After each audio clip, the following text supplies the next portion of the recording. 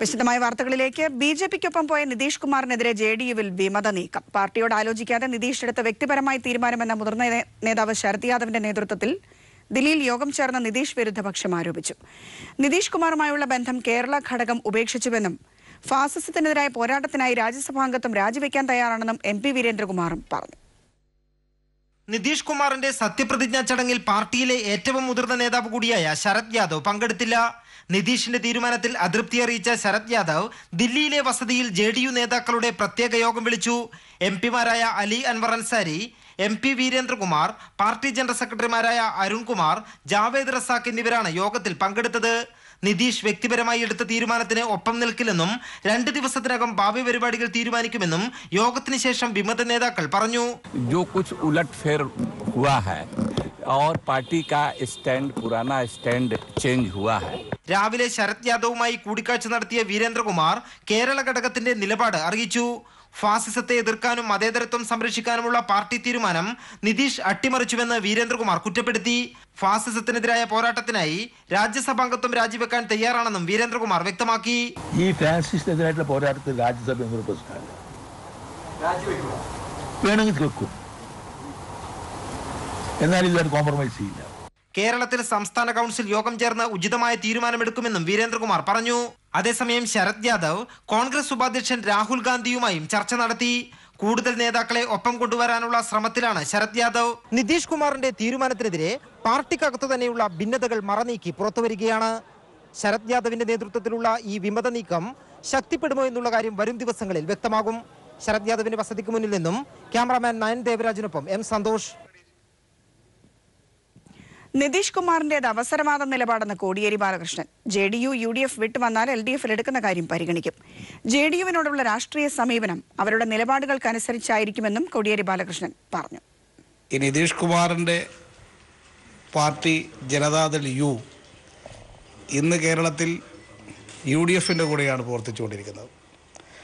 ഈ സന്ദർഭത്തിൽ കേരളത്തിലെ ജനതാദൾ U, വീരേന്ദ്രകുമാറിന്റെ നേതൃത്വത്തിലുള്ള ജനതാദൾ U ഏത് നിലപാടാണ് സ്വീകരിക്കാൻ പോകുന്നത് എന്നവർ വ്യക്തമാക്കേണ്ടതായിട്ടുണ്ട്. ഇന്ന് നിതീഷ് കുമാറിൻ്റെ കൂടെ നിന്നുകൊണ്ട് വീരേന്ദ്രകുമാർ ഉയർത്തിപ്പിടിക്കുന്ന രാഷ്ട്രീയം സംരക്ഷിക്കാൻ കഴിയില്ല. ഈ പശ്ചാത്തലത്തിൽ ഞങ്ങൾക്ക് ജനതാദൾ യുവിനോടുള്ള സമീപനം അവരെടുക്കുന്ന രാഷ്ട്രീയം നോക്കിയിട്ടാണ്. ഇത് വ്യക്തിപരമല്ല. അവർ എന്ത് രാഷ്ട്രീയ നിലപാട് സ്വീകരിക്കും അതിൻ്റെ അടിസ്ഥാനത്തിലായിരിക്കും വീരേന്ദ്രകുമാർ വിഭാഗവുമായിട്ട് ഞങ്ങൾ ബന്ധം സ്ഥാപിക്കാൻ ഉദ്ദേശിക്കുന്നത്. ജനതാദൾ UDF വിടണം.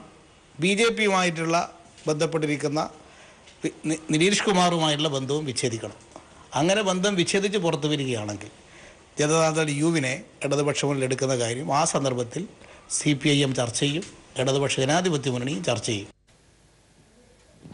മഹാസഖ്യത്തിൽ നിന്ന് പുറത്തുവന്ന നിതീഷ് കുമാർ BJP പിന്തുണയോടെ ബീഹാർ മുഖ്യമന്ത്രിയായി സത്യപ്രതിജ്ഞ ചെയ്തു. ഉപമുഖ്യമന്ത്രിയായി സുശീൽ കുമാർ മോഡിയും സത്യപ്രതിജ്ഞ ചെയ്ത് അധികാരമേറ്റു.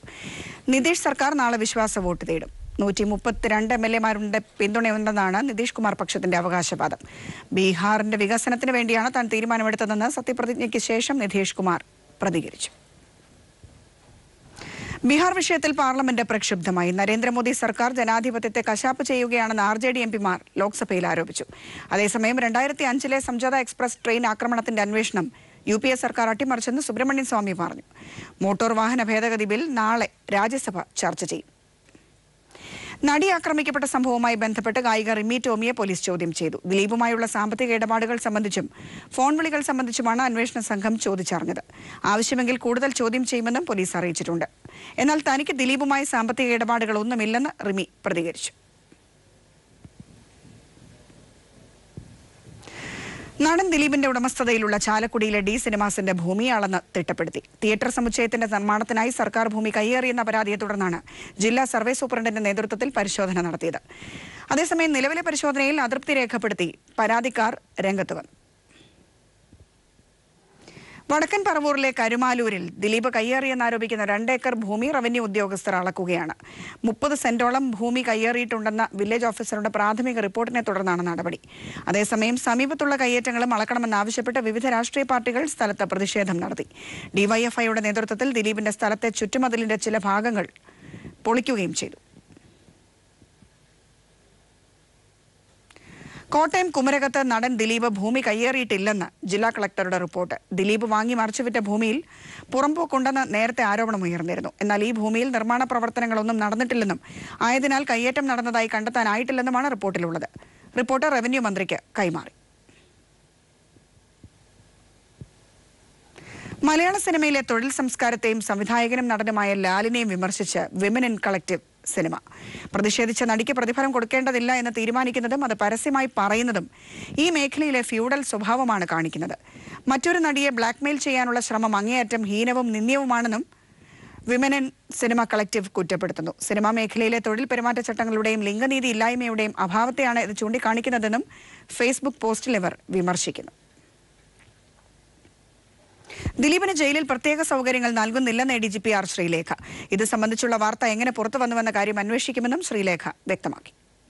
അതൊന്നും എനിക്കറിയില്ല അതിനെപ്പറ്റി. നിങ്ങൾ പത്രക്കാർ പറയുന്നതല്ലാതെ അതിനെക്കുറിച്ച് ഒരു വാർത്തയും കിട്ടിയിട്ടില്ല. എനിക്ക് ഒരു ഇൻഫർമേഷനും കിട്ടിയിട്ടില്ല. പത്രത്തിൽ കൂടെയുള്ള ന്യൂസേ ഉള്ളൂ. അതിനെക്കുറിച്ച് എന്താണെന്ന് വെച്ചാൽ അന്വേഷിക്കുന്നത്. എൻ്റെ അറിവിലില്ല. ആരോപണം പത്രത്തിലൂടെയല്ലേ ഉയർന്നത്? ആരാണ് ആരോപണം ഉണ്ടാക്കിയതെന്നാണ് ആദ്യം അന്വേഷിക്കേണ്ടത്. എൻ്റെ അറിവിൽ ഇങ്ങനെ ഒരു പ്രശ്നം വാർത്തകൾ തുടരുന്നു. ആക്രമിക്കപ്പെട്ട നടിക്കെതിരെ മോശം പരാമർശം നടത്തിയെന്ന പരാതിയിൽ മുൻ DGP TP സെൻകുമാറിനെതിരെ അന്വേഷണത്തിന് ഉത്തരവ്. വിമൻ ഇൻ കളക്റ്റീവ് സിനിമ നൽകിയ പരാതിയുടെ അടിസ്ഥാനത്തിലാണ് അന്വേഷണം. ADGP B സന്ധ്യയ്ക്കാണ് അന്വേഷണ ചുമതല.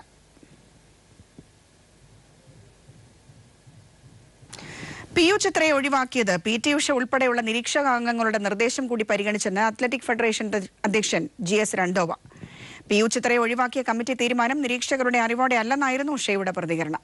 അതേസമയം ചിത്ര ഇല്ലാതെ ഇന്ത്യൻ ടീം ലണ്ടനിലേക്ക് പറന്നു. അന്താരാഷ്ട്ര അത്ലറ്റിക് മീറ്റിൽ പങ്കെടുപ്പിക്കാത്തതിനെതിരെ PU ചിത്ര സമർപ്പിച്ച ഹർജിയിൽ കേന്ദ്ര സർക്കാരിനോട് ഹൈക്കോടതി വിശദീകരണം തേടി. അത്ലറ്റിക് ഫെഡറേഷനുകളുടെ പ്രവർത്തനങ്ങളിൽ ഇടപെടാൻ കേന്ദ്ര സർക്കാരിന് അധികാരമുണ്ടോ എന്ന് വ്യക്തമാക്കാനാണ് കോടതി നിർദ്ദേശിച്ചിരിക്കുന്നത്. കേന്ദ്ര ഫണ്ട് ഉപയോഗിച്ചാണോ ഇവ പ്രവർത്തിക്കുന്നതെന്നും വ്യക്തമാക്കണം. യോഗ്യതയുണ്ടായിട്ടും തന്നെ തഴഞ്ഞുവെന്നാണ് ചിത്രയുടെ പരാതി. ഇക്കാര്യത്തിൽ ഹൈക്കോടതി നാളെ ഇടക്കാല ഉത്തരവ് പുറപ്പെടുവിക്കും. കോവളം കൊട്ടാരം സ്വകാര്യ ഗ്രൂപ്പിന് കൈമാറാൻ സർക്കാർ തീരുമാനം. മന്ത്രിസഭാ യോഗമാണ് തീരുമാനം കൈക്കൊണ്ടത്.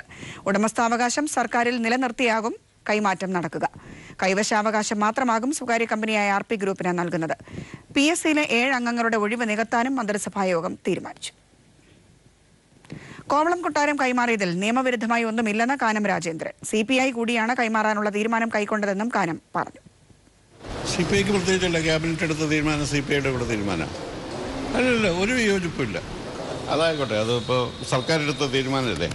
ഇപ്പോൾ ഇന്ത്യ ഗവൺമെൻറ്റിൻ്റെ പോളിസി അനുസരിച്ച് സ്വകാര്യ വ്യക്തികൾക്ക് കൈമാറിയ സ്ഥാപനമാണ്. അതിന് കേരളത്തിലെ ഗവൺമെൻറ് ഇതിനെ സംബന്ധിച്ചുള്ള ഒരു നിയമം കൊണ്ടുവന്നു. ആ നിയമം ഹൈക്കോടതി, സുപ്രീം കോടതി അത് റദ്ദ് ചെയ്തു. സുപ്രീം കോടതി അവർക്ക് പൊസഷൻ കൊടുത്തിരിക്കുകയാണ്. കേരള ഗവൺമെൻറ്റിൻ്റെ ഉടമസ്ഥാവകാശം നിലനിർത്തിക്കൊണ്ടാണ് ഇപ്പോൾ അവർക്കിത് കൈമാറിയിരിക്കുന്നത്. അതിൽ നിയമവിരുദ്ധമായിട്ടൊന്നുമില്ല.